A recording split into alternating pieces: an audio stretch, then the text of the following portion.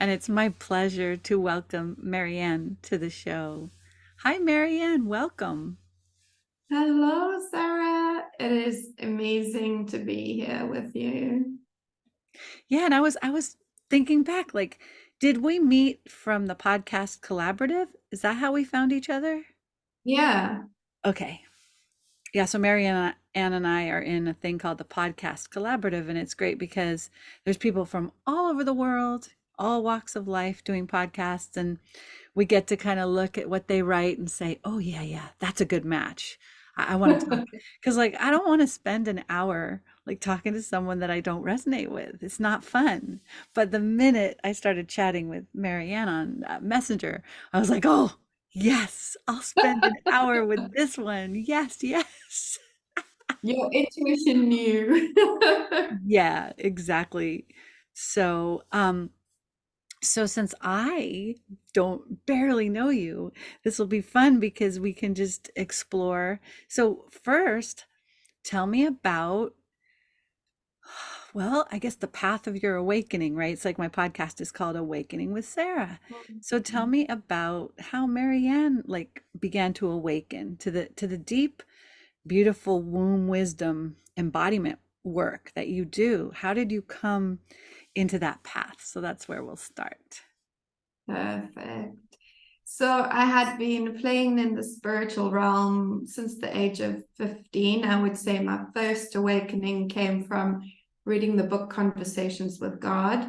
I Ah, had yes. come a religious Anglican background, so it was quite something to even be reading that kind of material. Ah, yes. And I'd always been intuitive. I knew from an early age I couldn't, it's silly things like keeping cupboard doors open, I had to have them closed. And so I really felt different presences at certain times. So that was always growing up as a child. And then the older I got, I became more attuned to what was going on. And I would really say for the longest time, spirituality drove me, and I followed the breadcrumbs intuitively to where I needed to be. And then what happened is I got very academic in the field of psychology, and Ah, that kind of threw me out in a way from spirituality, and I became very clinical about diagnoses and that kind of thing. And all of a sudden, my husband and I ended up losing everything. oh, We hit wow. rock bottom. It was pretty much the same time as I had done the psychology. And all of a sudden, he got this phone call to move to Cape Town out of nowhere. And so we just knew Cape Town. We lived in Johannesburg, and moving to Cape Town is a beautiful, wonderful place. So much, I mean, you compare city living with nature, there is no comparison. So this had been something we'd been wanting to do for the longest time. And we took the call and we moved to Cape Town, and he got a new job. And I was in Cape Town knowing absolutely nobody. And then very slowly, it was a time, I would say, of that rebirth where you're sitting at the bottom and you have nowhere to turn. Yeah. And all of a sudden, I was guided to different people along a path. And there was a lot of resistance going back into the working world, which I was going to do at the time. And I took a step back and I said, no, I'm here for more. Once you had lost everything, you start to lead back with spirit and soul because it's the only thing you know how to do. And I then, get it. Yeah, you're like building yeah, from the ground up. I think, yeah, round up, losing everything can be so clarifying, right? it You was, know, right? yeah, If I'm starting from scratch, like from that soil, what do I really want to seed, right? What do I really want to? exactly, Yeah. exactly. I'm speaking And like a garden because I'm in a garden. But it is, we are cyclical beings and we work with nature. So I love the way how you express that. And so womb wisdom came around the time where I had come back into who I was. after I would say a period of probably 3 years. Mm-hmm. It just, I saw, it sounds ridiculous. I saw an advert for a womb wisdom course, and I just knew I had to be there. In fact, the word blood wisdom was what I was drawn to. Oh, wow. And that's why I've got like the red rose behind me, right? Like, I didn't know. I was like, this morning I feel like being in a red rose garden. And I was Mm, like looking through my pages and I was like, oh yeah, there it is. But there. yeah, and the blood, the vitality of the blood. What's Yes. interesting is that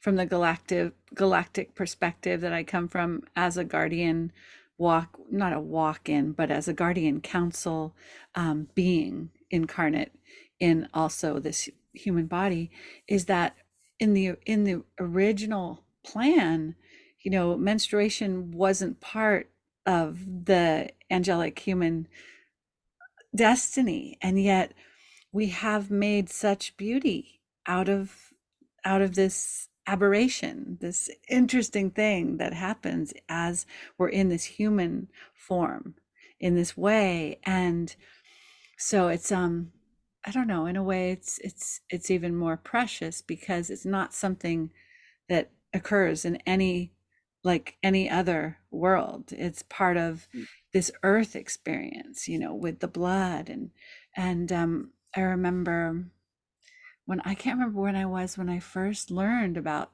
like letting yourself like bleed onto the earth and that incredible intimacy of, you know, the womb blood and the earth. And it's like, whoa, that I can relate. Like, I mean, I can feel the power in that. It's incredible. Women actually used to bleed onto the hay before they would plant, and that would give it would give the village the exact nutrients that they would need.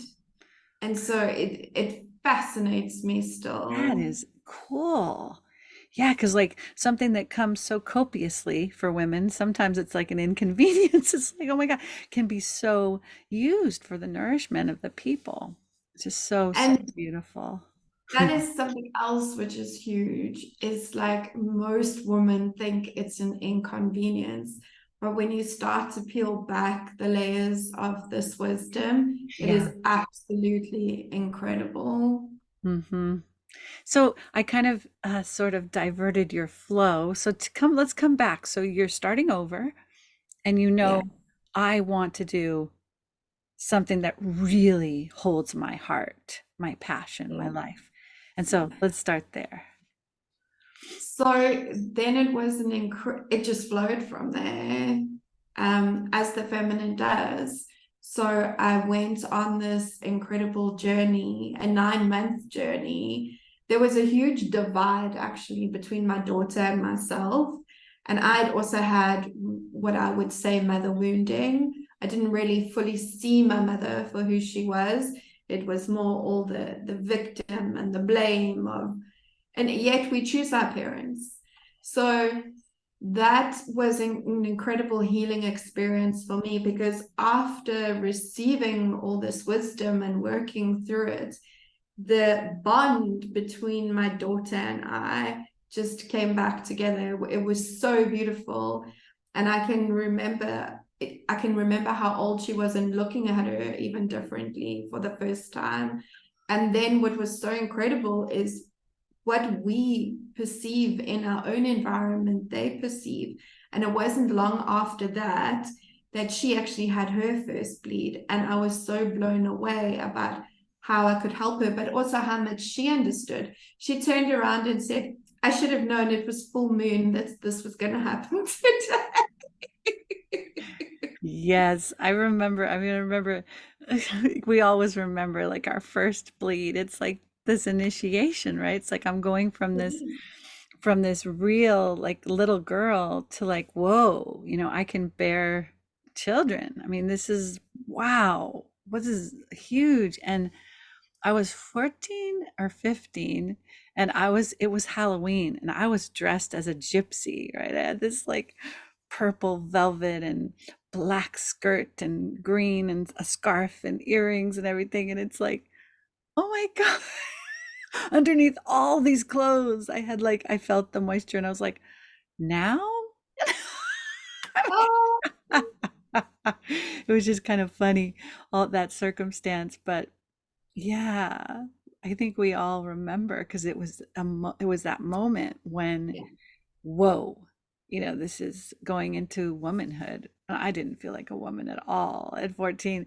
I mean, for me, so much in those teenage years, my masculine self was very dominant, right? Because it's like I wasn't raised in a world where the feminine was even represented very much at all, right? It was like get good grades Oh, in school, yeah, perform, do this. exactly. The more you think, the smarter you are, the better you're going to be off in life, right? There was Yeah. nothing telling me, oh, you are an embodied, glorious. There was nothing like that. Mhm. So I was all masculine and, so I was probably like, what's this thing in my, what's this? Oh, I guess I am a girl. Right. And it is an initiation, it is a pathway into womanhood. And most of the women I work with, they're like, I never knew this. Imagine I had have known. And often I end up then saying, well, let's do an initiation, receive what is fully yours. And they've been much older women just so grateful that they had the opportunity then that they never got to celebrate it. Yeah, because time, right? Time is so fluid, and we can go Mm, back and we can rewrite the timeline. We can go yeah. back and meet that younger version of us and bring all that beauty into that moment, and then it unfolds from that moment on. It changes the timeline. That's why, like in my work, when I do timeline repair, it's so beautiful because it's like a blossom, right? You go back and you seed this positive experience, and then it blossoms like the whole field up until like this moment. And like I'm a crone, right? I stopped menstruating rather early in 2012 at the age of 47. So it was really, my mom stopped at the age of 40. I mean, really early. But so I made it 7 more years. But Yeah. but still it's very early. It's like, but I still feel like as we talk about, I mean, I'm far past the blood time, but I still really feel that essence of the divine feminine. You know what I mean? It doesn't go away. It's so No, here. Yeah, but she's so here. we also still cycle energetically. Like nobody speaks about that either. And so even though you still cycling and this beautiful, you can see I'm getting passionate now. Yes, I love your passion. And the wisdom of the crone is phenomenal. It's a completely new rite of passage where you're so in tune, where the veils are so thin, where you have so much wisdom. And I think that is what other cultures do differently. They do revere the older woman. Yes, the wise women, right? The Yes. wise women. Like I was like my friend who channels the angels, they're like, beloved one, you will have more gray hair by the time you are really in your wise woman phase. And it's like, okay, great. I definitely am in my wise woman phase now. Embrace the wisdom. Yeah. Yeah, there's this song that Jennifer Rife, who doesn't really share her music anymore, but I met her in Venice in 1990, probably 1991. And she had this song, and it was like, Dark Hecate, wise mother Hecate, deep the goddesses of, oh, is it?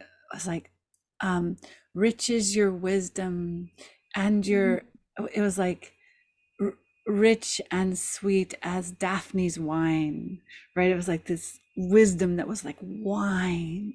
And I love that idea of like the grapes have been squeezed and crushed and lots has happened by the time you get to the wisdom years. And so the compassion, right, that's been woven or what would you say, carved out upon your heart through all the losses and all the changes and all the beauty and all the journeys. It's just like, whoa, you don't have that at age 30. You don't, it's not the same. I mean, we're multidimensional beings. So the more we open to our full multidimensionality, you do have that at any age. You could just be that. But there's something about walking in an earthen body, right? That does bring a certain amount. Well, it just adds experience, right? And with experience comes wisdom. It's kind of, it's not that metaphysical. It's just like you got more lines in your book. you got you got way more, pages in your book. But But that's exactly what this blew me away with, because the spiritual way was always, sadly, I think, we bypass. So we don't engage in our feelings. We don't feel what is real.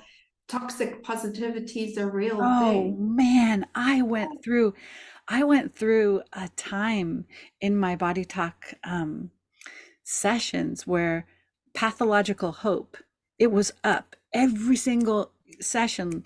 My body talk practitioner would say, okay, we're doing another layer of pathological hope, because our society, man, it's like, be happy, go forward, achieve, wear the pretty dress, get the makeup, just Rocky. right, just do it, just be part of the fun, be part of the in crowd.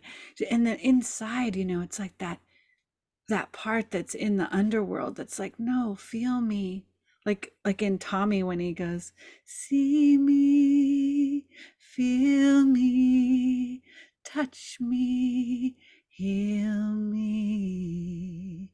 And it's just like, wow, there's that part of us that's just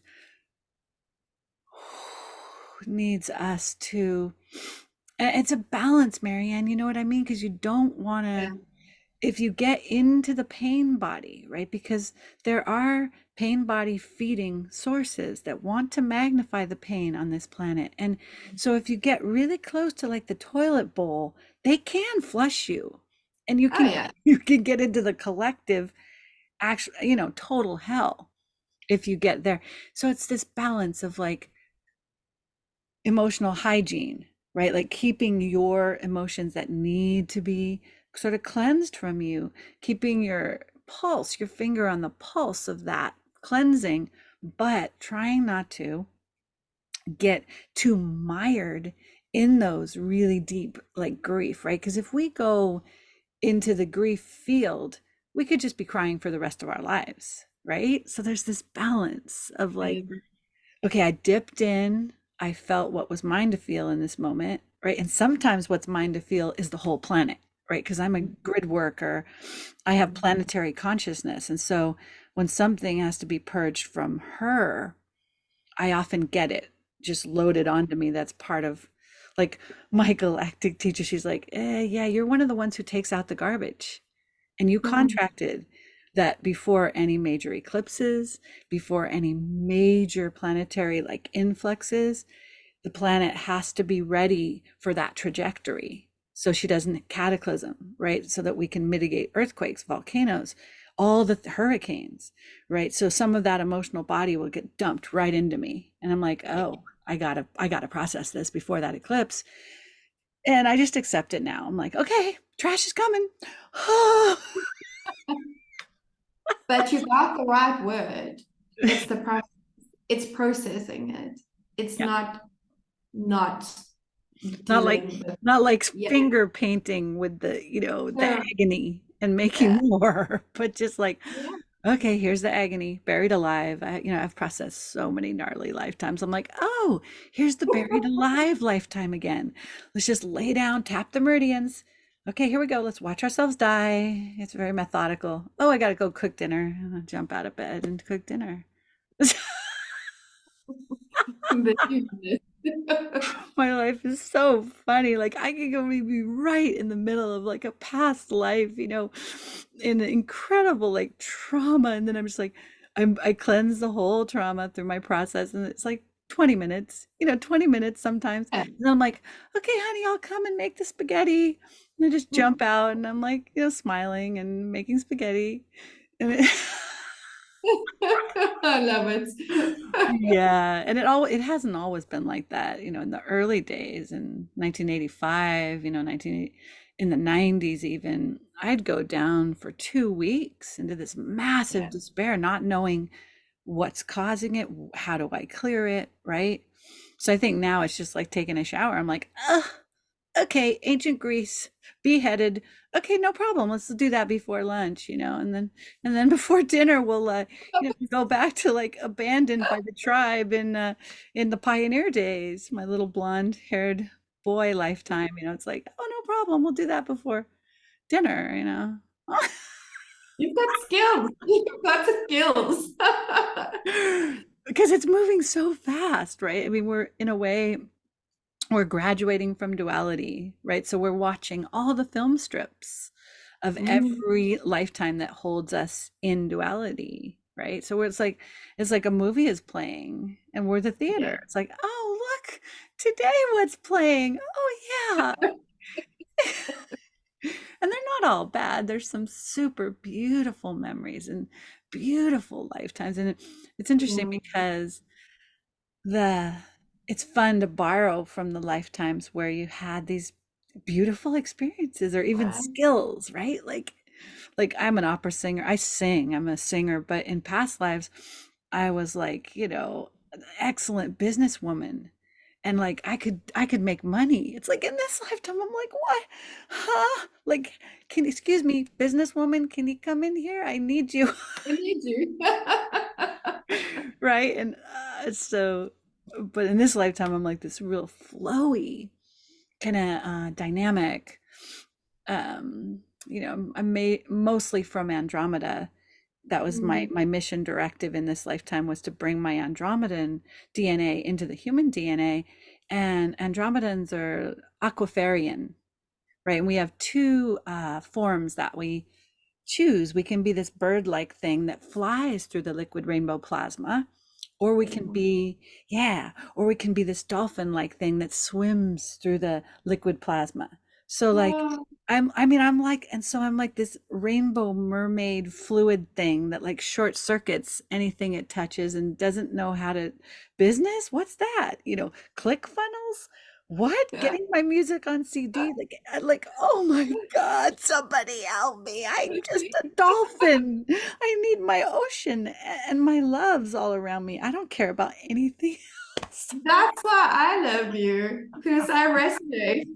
I'm a mermaid at all. I wonder if I could put a dolphin picture without losing our signal. Or, I mean, yeah. I mean, I love being in the water. It's so much what I love. It's okay. Let me take myself to the water. Oh my God.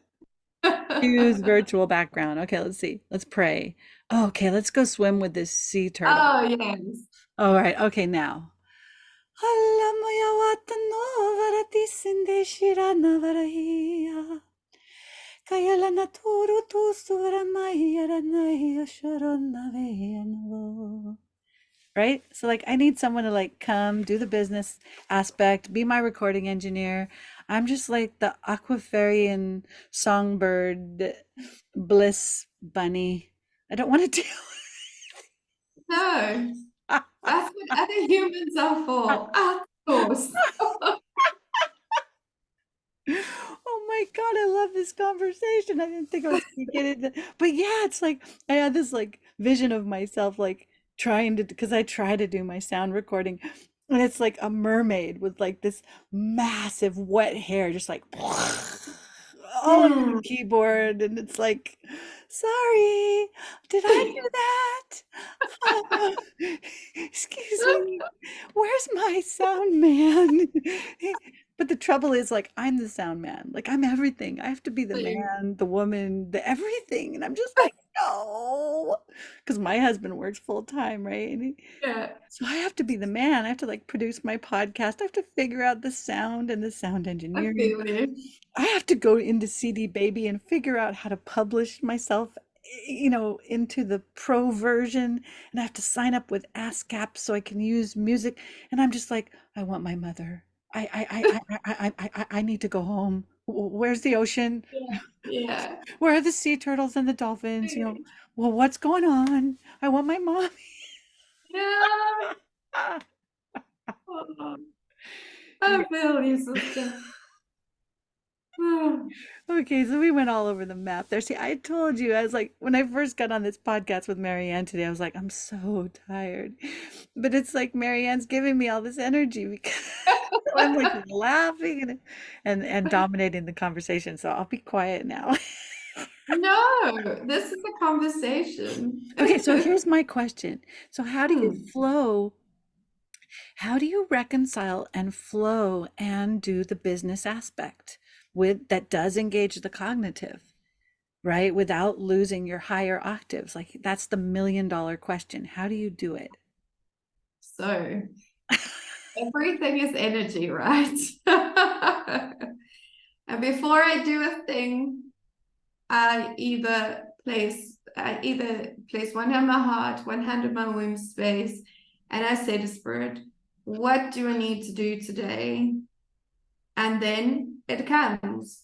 Whatever needs to be done today needs to be done today. And the masculine aspect is in my Google Calendar. But the feminine, if I don't get to what has to be done, Yeah, we don't do that because how can you question? My biggest thing is how can I question what spirit is asking me to do? If I'm really here for this mission, if I'm really standing up for my soul purpose, yeah, then I should be leading that way.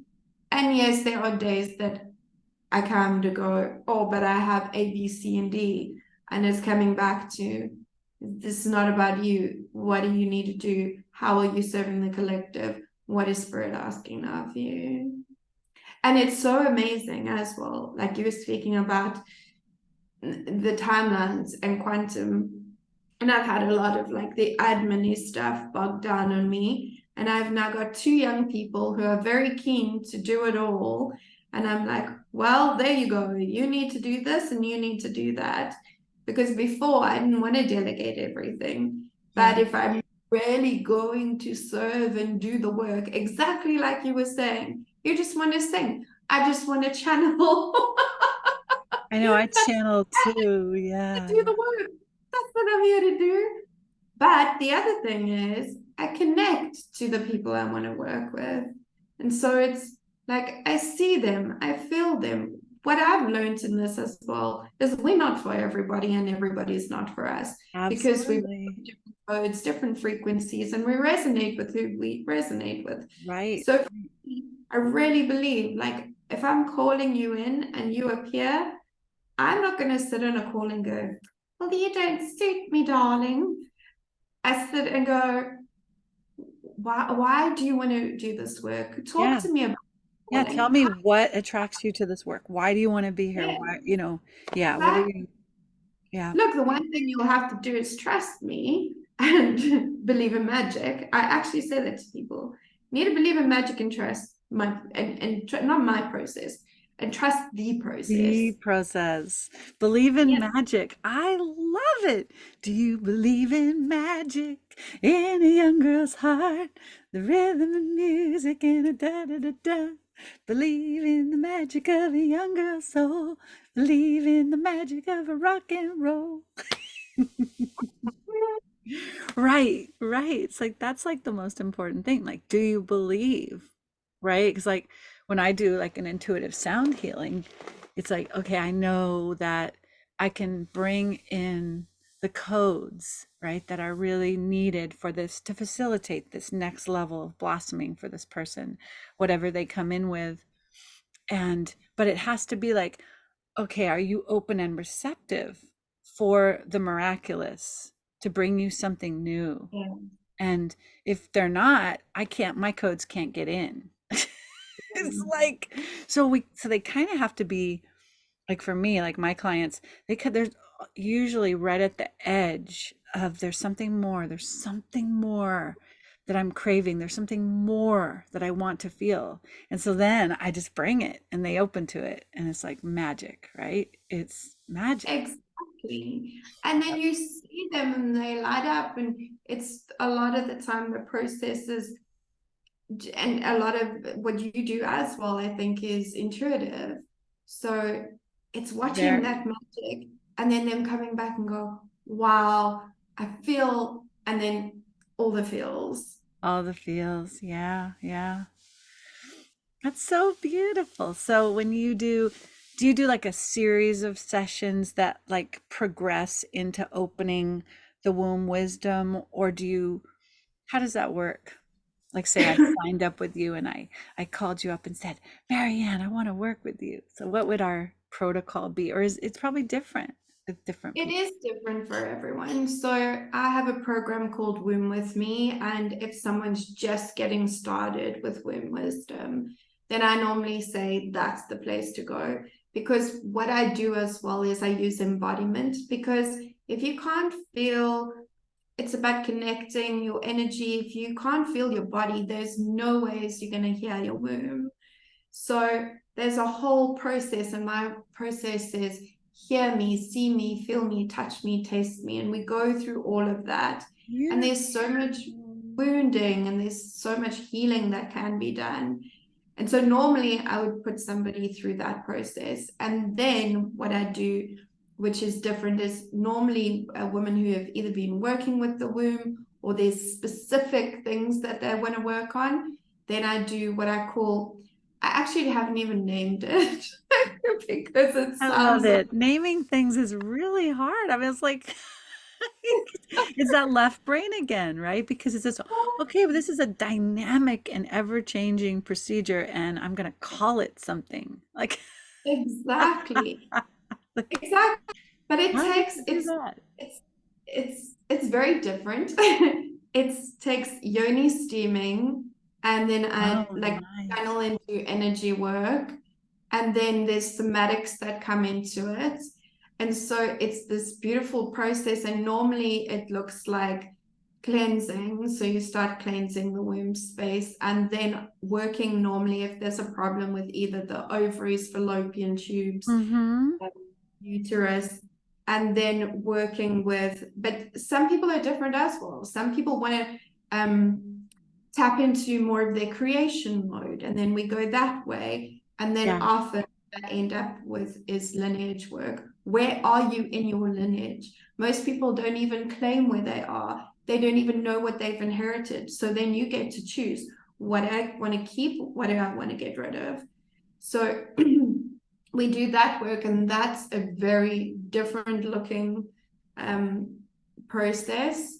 And then I've got something else which is completely different called Lunar Queen, which I just love, which is so ritualistic. It's also woomy, but it's more Uh-huh. More the new ceremony and intent. Yeah. connecting with Yeah. the phases of the moon and things. Yeah. I want to go So back to a flower field. Sorry. Pardon me as I travel around. I have these pink flowers. Ooh, maybe roses, since we're really talking about the womb, and the rose.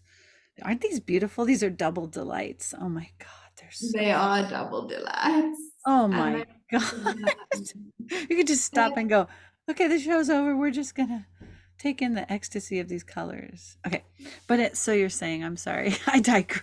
Oh, no, no. It's really funny because as we moved over to doing the work, that's when I used the pink rose.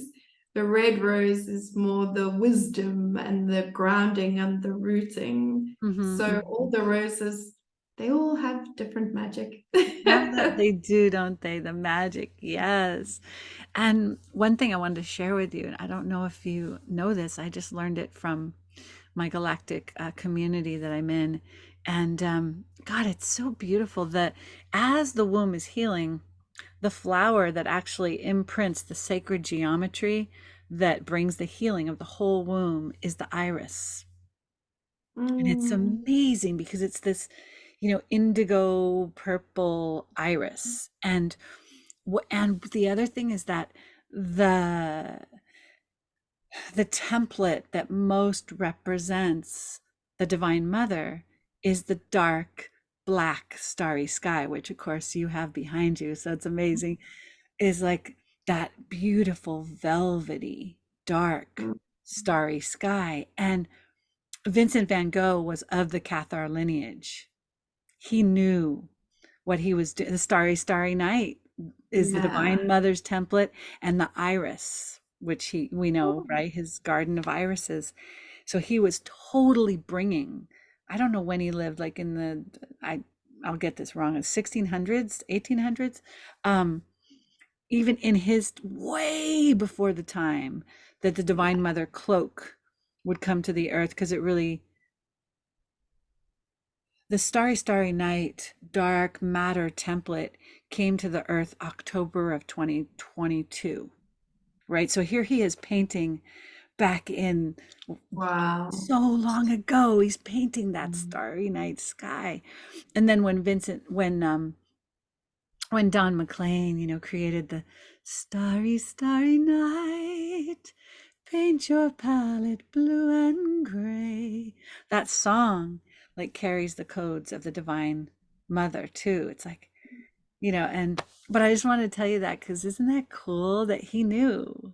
Very. I love Beautiful Vincent, and he had to lose his ear, and he was very troubled soul, because some of the souls that bring in these immensely huge archangelic codes before their time, they don't make it, because there's too much grief, and there's just too much pain in the body.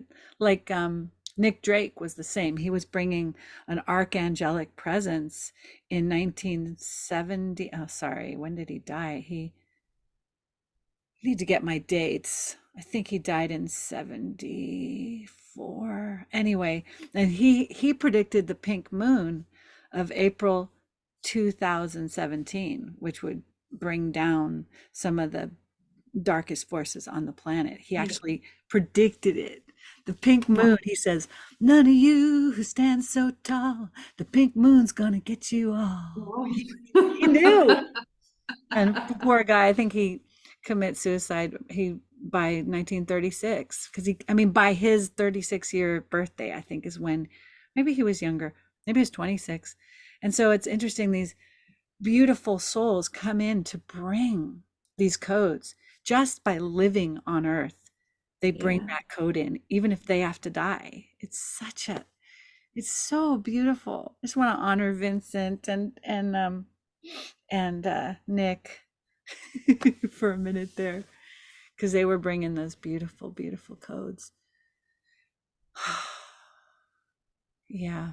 Nick more the divine Van Gogh more the divine feminine, and Nick Yeah. more the divine masculine, but they were before their time. Yeah. Do you know Nick Drake? I should send you. No, I'll send no. you the Pink Moon song. Yeah, he's a beautiful, beautiful singer. And anyway, so it sounds so lovely what you do with the and all the different aspects. You've got the lineage work, you've got the embodiment work, you've got so many beautiful petals to this process. Do you have, I've just, yeah. yeah. Do you have No. online classes, or do you teach everything? Yeah. Hmm. Yes. So I'm a bit of a funny thing. No. I live all the way in South Africa. So, and there are different communities here, but for me, I've really come to love the global community. Yeah. So for Yeah. me, the majority of my work is online, and then there's different retreats that I'll go to and pop up during the year. But it's so funny, how, not funny, synchronous, how all the souls come together, and then often we'll sit in circle, and then it's a case of you came from this country and I come from this country, but the essence, their souls are the same. And so it's finding home within a home for so many people as well. And that's why a lot of people have a lot to say about the online space, but I love it from that point of view, because so many people feel like a lone wolf when they can actually have a wolf pack. Yeah, yeah. And during, of course, everyone always brings this up, but during COVID, that's all we had with all the Yeah. restrictions. Here, I got this scarf. Let's see if it complements the Oh, yeah. Oh, it's beautiful. This is my children's birthday party, Sarah Sparkle scarf. I think you should I own get my it. puppets. My puppets want to talk to you. Oh, I have a unicorn over here. Oh, you see, you read my energy. I'm all about the unicorns. I'm a baby unicorn, so tiny. This one's Oh, not a puppet, but she's so cute. I love her. I have 10 of these. I have like a whole troop. oh wow. They're in the other room. She's like in here because usually I take her to like slumber parties or sleepovers. I sound like a little kid. No, I have a lot of Look at the tail. unicorns. Isn't it so cute? And this at Yes. the mane, it's like all rainbow. Oh, you Okay. see. Yeah. Wait, wait, wait. Oh, is it? Can you see it? It's disappearing on the screen. Yeah, it's disappearing in the virtual. There we go. We can You see the see? tail. The tail. Yeah, she's got the rainbow mane, and then she's got the, oh, now you can see. And the rainbow tail, Yes, and a I little like. silver horn. Oh, Okay, I'll just um, stay here and hold my unicorn for the next half hour. yes, yes, you can. Anyway, I had these two puppets, and they had this big silver horn, each one of them, and I called them the Pointer Sisters. I love it. Isn't that funny? Oh, anyway, love. So it's really sweet to just explore, together. It's like, yeah, I mean, I think, oh, it's so, that's one of the most, for me, the most beautiful thing about being alive is getting to find each other, you know? It's you.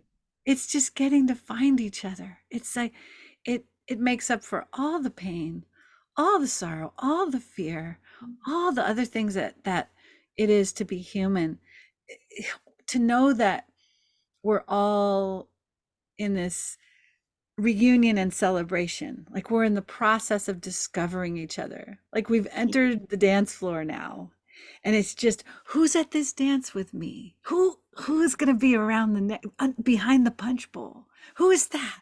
Oh, it's MaryAnn, right? It's MaryAnn. And then this tesseract of delight unfolds because you're reunited with like a piece of your heart, a piece of your own soul. It's like, oh my God. And then you think tomorrow, who's gonna be around the corner when I go around to turn the corner in the dance floor? Who's that gonna be? And somehow trusting that there's some kind of that it's not random now, that there's like a soul traffic controller up at the Unity like logos that's like, okay, let's get MaryAnn and Sarah together on Friday. Totally, We'll get these totally. together over here, right? And then it starts to speed up into this quantum of like Yeah. more and more finding each other until this body of unity is really blossoming on the earth in this way. And so that's what keeps me going. I mean, that's why I No, keep breathing. you and I exactly the same. Exactly. Because we can create this world we want to live in. We can be in the Aquarian age. Yeah. It's possible. Yeah. And it's like this, if you think of this body of unity and you think of us all, right? Because the planet Earth in her natural state, right? Because she's in a fallen state right now. In her natural state, she's a unity being. And so it's kind of like the instruction sets from her global brain, because it was so massacred and invaded, she hasn't been able to give her instruction sets to us. So we're wandering around going, where am I go? What's my tribe? Like where, what? We know there's this great potential for this unity, and yet we don't exactly know where it is. It's just this one by one. But as that global brain of unity in Gaia, in Earth, Gaia is seventh dimensional Earth, but I like the word Gaia. Mm. Gaia wakes up, then she starts to send out the instruction sets and we know exactly where to go. And that's the time my angels always say, just be in the absolute bounty of your now moment, because that's really all you have is your now, right? That's where Mm. everything is. There's just you can't, it's not in the future, it's not in the past. But I still have this strong like vision and knowing and appetite for that quickening time when we all start really finding each other. I Yeah. can't help it. I can't help it. I'm like, oh, and I know there's festivals and lots of things, but my inner work is so huge that I'm a hermit. I have to lay in I, bed and travel to all the dimensions and bridge the worlds. I can't drive up to see my friends on Orcas Island and meet with 70, 150 people at like a that, flaming extrovert that I am. I have to be yeah. breathing and sitting on the grass, right? In that stability, because you can't do the total multidimensional work and be a world dancer. Like there's that tarot card that's called the world dancer. And my extroverted self would love to just be a world dancer. That's all I want. But the deep work, I'm a hermit until further notice. You know? I was in Bali and I went to this beautiful event with beautiful people. And it was just, there must have been about close to 100 people there. It was way too much for my system to handle. I went all the way out of the venue, sat near the ocean for the rest of the evening away from everybody. Right, right. When you're so super I couldn't. sensitive, yeah, and you're Yeah. empathic and you're feeling it all. Sometimes just having two people come to your house and sing with you is the richest thing in the world, right? Richer than being with 150 and having these little interactions that can't quite go deep. Yeah, but I do believe that there'll be a time where all of our energy fields will be more coherent, right?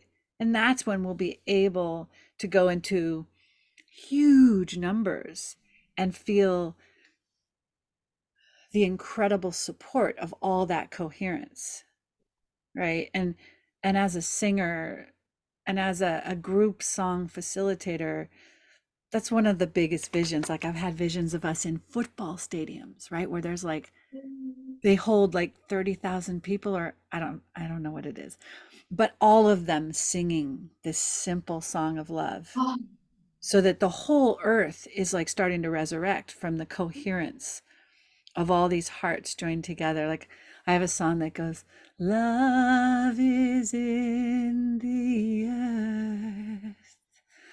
Love is in the earth. We are all a part of this great dream of joy. We are all a part of this great leap of faith.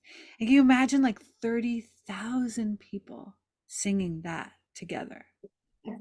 The world, that's what will ascend the earth from out of the fear-based reality. That's what I'm told. It will be group song that gathers more and more coherence and finally penetrates the veil that locks any fear left over the earth, will literally be vaporized in that song of love. So it's like, wow.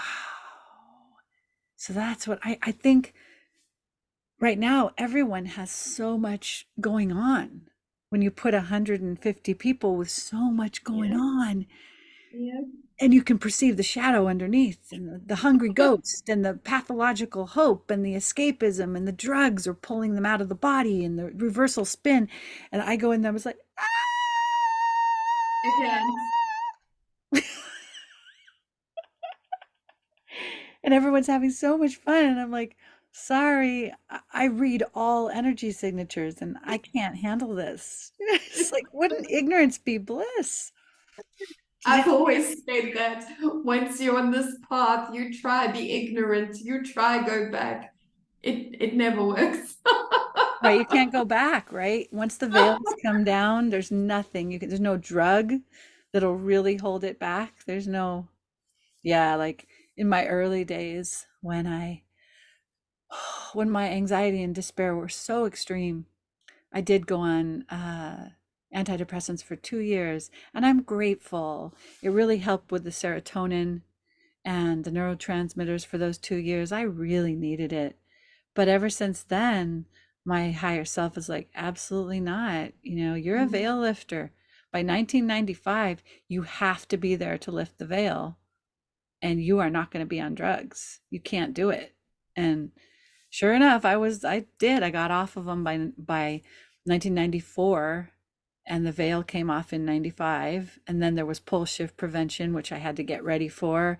So there's never been a time where I could just go to sleep and hang Yeah. out and numb it out, right? Because there was a timetable. Because of 9/11, I had to get prepared for every single thing that was going to hit after 9/11. And I was like, what am I on? Am I on a race? I feel like I mean, don't we have time to just hang out and maybe take an antidepressant? Or, can I? And they said, no, you absolutely do not. We're on a timetable. And so I was like, okay. And looking back, it's like it's been one thing after another. I mean, one thing after another. Veil came off in 1995. Um, then we had 9/11. After 9/11, the workload was so much bigger. It's so much bigger. And then Divine Mother started coming in 2008. Then Planet Tiamat started merging its logos through my body with Planet Earth in 2011. 2010, the twin monad matrix from Planet Tiamat came in. All of this was preparing the Earth for the attempt of her pole shift that was going to occur in 2012. So all the planets that are connected, the great sisters of Earth in the fifth dimension, were uniting with her to strengthen her staff, right? Because they pulse it to try to collapse it. And I was a big part of that, bringing in all that stuff. And if I had been drugged up, there's no way. There's No, no way. All my multidimensional elevators and transit systems would have been like plugged. Sorry, not happening. not available. And then it was like before the pole shift, I delivered 6.5 million soul fragments home.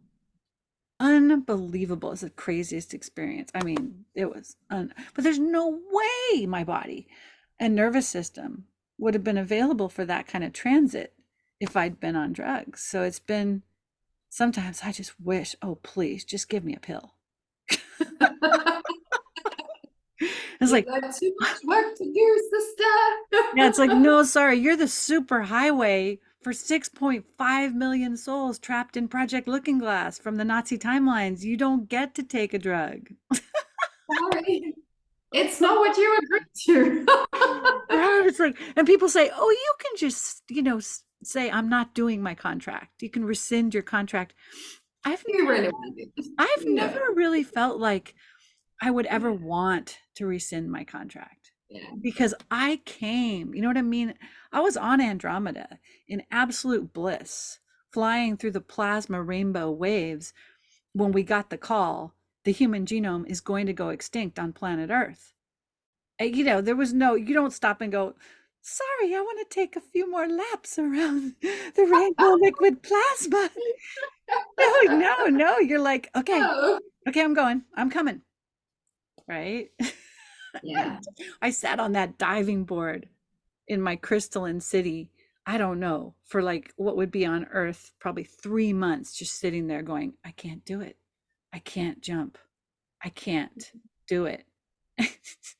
And then finally, I guess finally I jumped, but it was sitting there just going, no, No.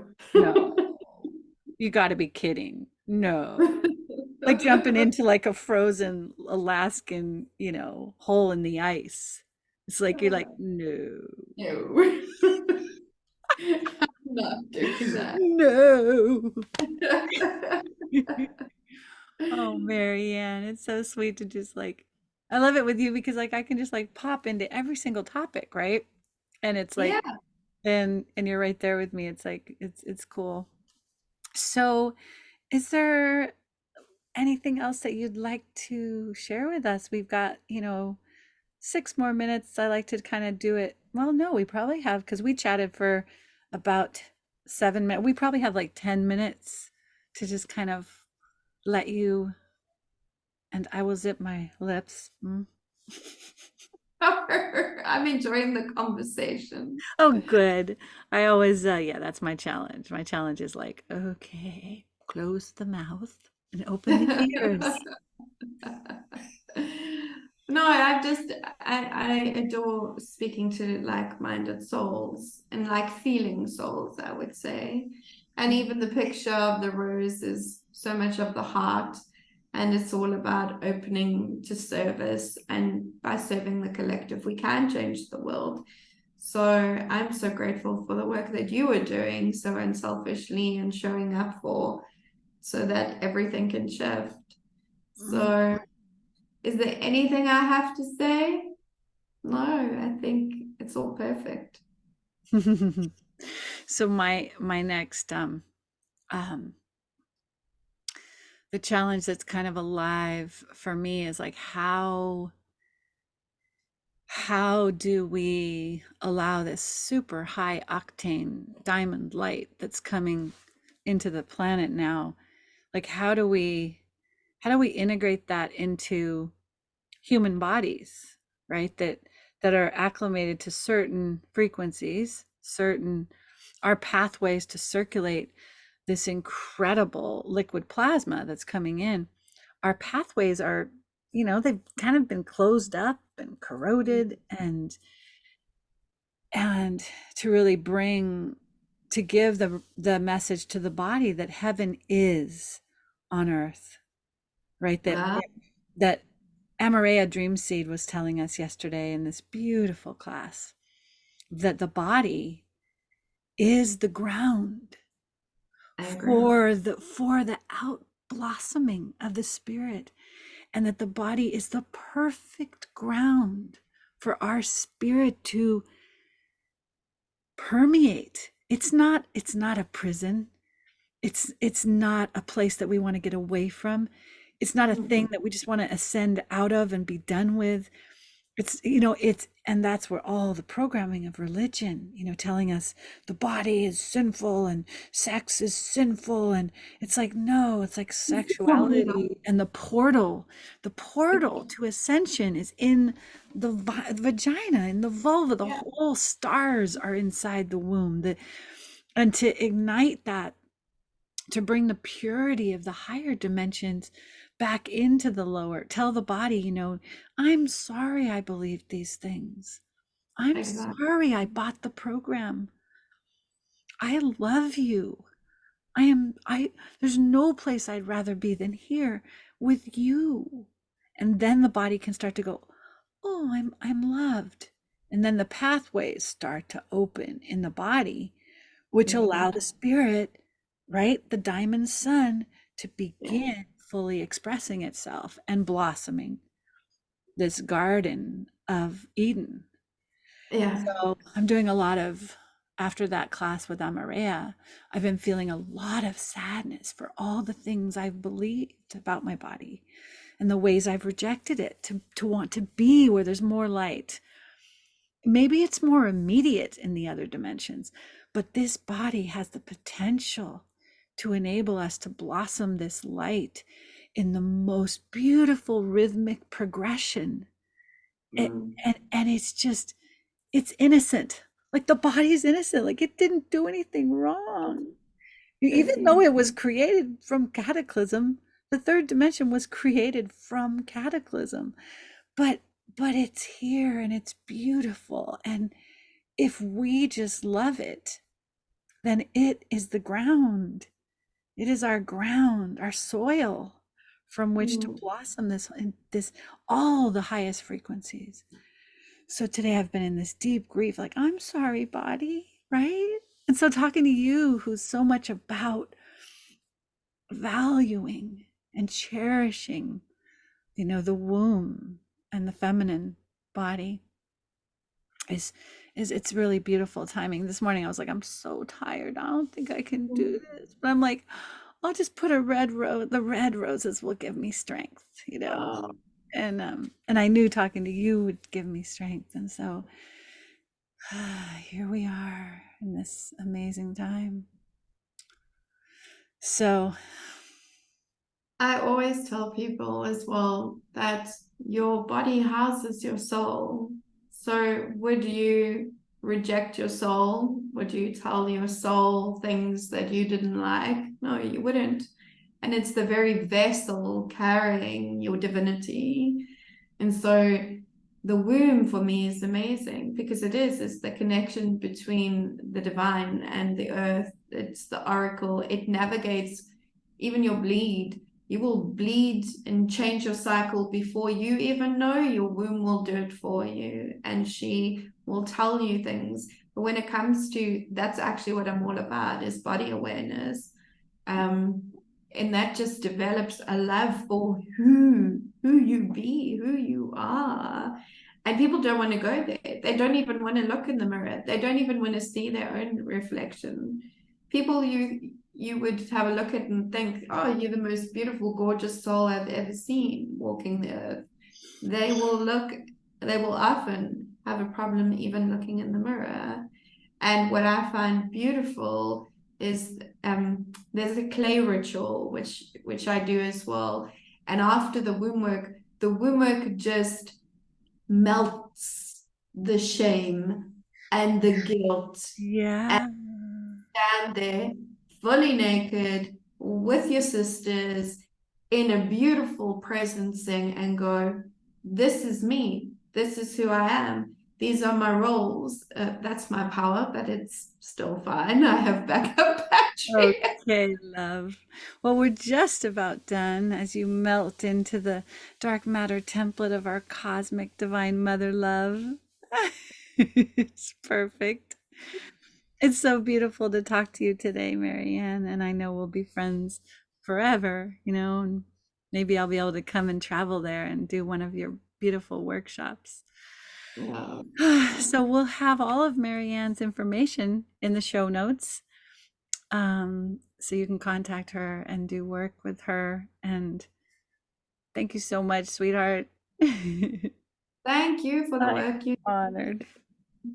Thank you, sister. All right, love. Well, we'll be in touch for sure, and have a beautiful. It's nighttime over there, isn't it? Yeah, it's the It's evening. morning over here. We're in the two sides of the yin and the yang in this sacred marriage. All right, sweetie. I'll talk to you soon. Much love, and thanks for joining us today, everyone. And we'll see you in the next episode. Bye. Bye. Okay, I'm gonna end the meeting. Bye bye.